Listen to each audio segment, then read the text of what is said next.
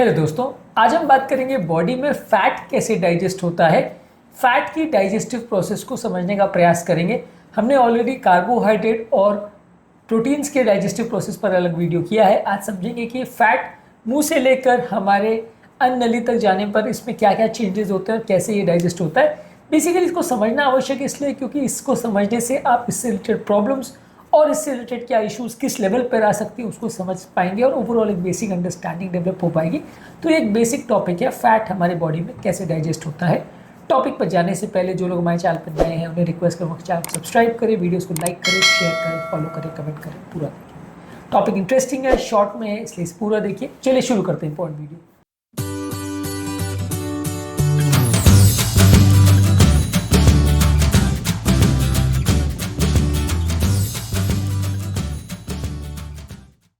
सबसे पहले जब हम खाना को कोई खाते हैं तो मुंह में उसका च्यूइंग होती है, दांतों से हम उसको छोटे छोटे टुकड़ों में ब्रेक डाउन करते हैं।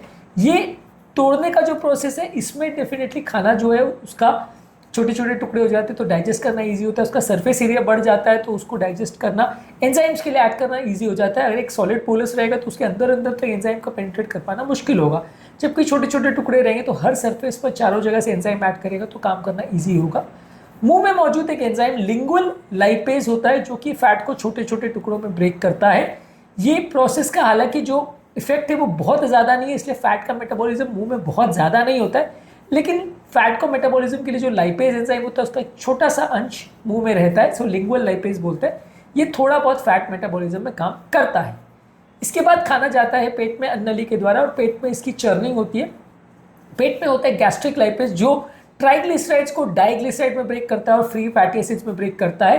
बेसिकली ये जो चर्निंग का प्रोसेस है इसमें फैट जो है वो बड़े बड़े ग्लोब्यूल्स के तेल के बड़े बड़े ड्रॉपलेट जैसा होता है और ये पानी के साथ मिक्स नहीं करता, इसलिए ऊपर ऊपर तैरता रहता है और इसको इमल्सिफाई करके पेट जो है वो छोटे छोटे ड्रॉपलेट्स में इसको कन्वर्ट कर देता है ताकि धीरे धीरे करके डाइजेस्ट हो जाए। जो बड़े बड़े ऑयल के ड्रॉपलेट्स रहते हैं उनको डाइजेस्ट करना मुश्किल है। छोटे छोटे जो एक जब आप अगर मिक्सी में अगर पानी के साथ अगर ऑयल को अगर चर्न करते या दूध को अगर करते तो जिससे झाग बन जाता है, लगभग वैसा ही रहता है। ये फैट का जो पार्टिकल्स है वो डाइजेस्ट करना बॉडी के लिए आसान रहता है और पेट में इसको चर्निंग करने के बाद जो छोटे ड्रॉपलेट्स बन जाते हैं उन पे एंजाइमेटिक एक्शन भी थोड़ा ईजी रहता है।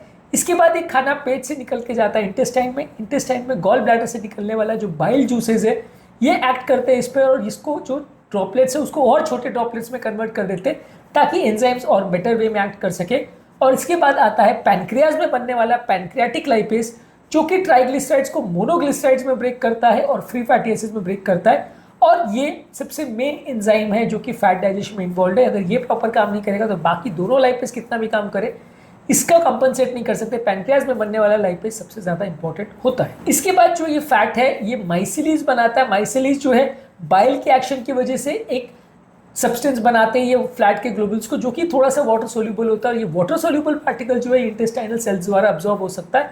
ये माइसिली फॉर्मेशन जो है ये बाइल का और जो ऑयल्स है उसके मिश्रण से बनता है और ये ज़्यादातर एंट्रोसाइड जो हमारे इंटेस्टाइन के सेल्स हैं उनको अब्जॉर्ब कर पाते हैं।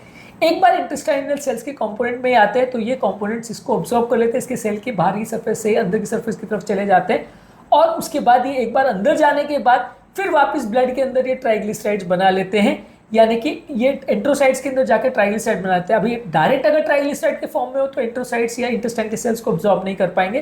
पहले इसको चर्न किया जाता है, छोटे छोटे टुकड़ों में बनाया जाता है और फिर ब्लड की तरफ ये जाते हैं। एंट्रोसाइड्स के अंदर ही ये ट्राइग्लिसराइड के वापस फॉर्म में बना लेता है और ये ट्राइग्लिसराइड जो है काइलोमाइक्रोन करके एक पार्टिकल होता है उसके साथ चिपक जाता है और ये काइलोमाइक्रोन जो है लिवर के पास इसको लेके जाता है। काइलोमाइक्रोन जो है ये प्रोटीन्स का और ट्राइग्लिसराइड के और कोलेस्ट्रॉल के मिश्रण से बनता है और बेसिकली एक लाइपोप्रोटीन पार्टिकल होता है, फैट प्रोटीन का मिश्रण होता है और ये ट्रांसपोर्ट प्रोटीन का काम करता है जो कि सारे फैट को एक जगह से दूसरी जगह लेके जाता है। ये काइलोमाइक्रोन डायरेक्टली जो है ब्लड में डायरेक्टली ट्रांसपोर्ट नहीं कर सकते क्योंकि बहुत बड़े पार्टिकल्स होते हैं, ब्लड को डायरेक्टली लेके जा सकता, इसलिए लिम्फेटिक सिस्टम में एंटर करते हैं। ये लिम्फेटिक सिस्टम इसको बाद में फिर ब्लड स्ट्रीम में डालता है और एक बार ये ब्लड स्ट्रीम में आता है तो ट्राइग्लिसराइड के फॉर्म में अलग अलग जगह पे ट्रांसपोर्ट किया जाता है, चाहे लिवर में जाए चाहे फैट में जाए, जहाँ पे भी जाए ये पहले ट्राइग्लिसराइड के साथ लिम्फेटिक सिस्टम में जाता है फिर ब्लड में आके फिर ट्रांसपोर्ट होता है। अब ये फैट को बॉडी या तो पूरे शरीर में एडिपोज टिश्यू या फैट के फॉर्म में स्टोर कर सकती है ट्राइग्लिसराइड को, या लिवर के अंदर इसको ब्रेक डाउन करके इसको फैटी एसिड्स में कन्वर्ट करके इसको एनर्जी के प्रोडक्शन के लिए यूटिलाइज कर सकती है। फैट का बेसिकली यही फंक्शन होता है कि या तो सेल्स बनाने के, मेम्ब्रेन बनाने के, या कोलेस्ट्रॉल से रिलेटेड कोई चीज़ बनाने के, या एनर्जी बनाने के लिए इसका प्रयोग किया जाता है। ये सारा काम ज़्यादातर लिवर में होता है। जो एक्सेस फैट होता है वो एडिपोज टिश्यू या फैट में स्टोर हो जाता है। फैट यूजुअली यूरिन के रास्ते या मोशन के रास्ते नहीं निकलता अनलेस अनडाइजेस्टेड फैट हो। बॉडी में जितना एक्सेस होता है वो ऑब्जॉर्ब होते जाता है और इकट्ठा होते जाता है। यही कारण है कि बॉडी का एक्सेस प्रोटीन जो है वो तो यूरिन में निकल जाता है। बॉडी का एक्सेस कार्बोहाइड्रेट प्लस बॉडी का फैट दोनों ही एडिपोज टिश्यू के फॉर्म में या फैट सेल्स के फॉर्म में बॉडी में स्टोर होते चला जाता है।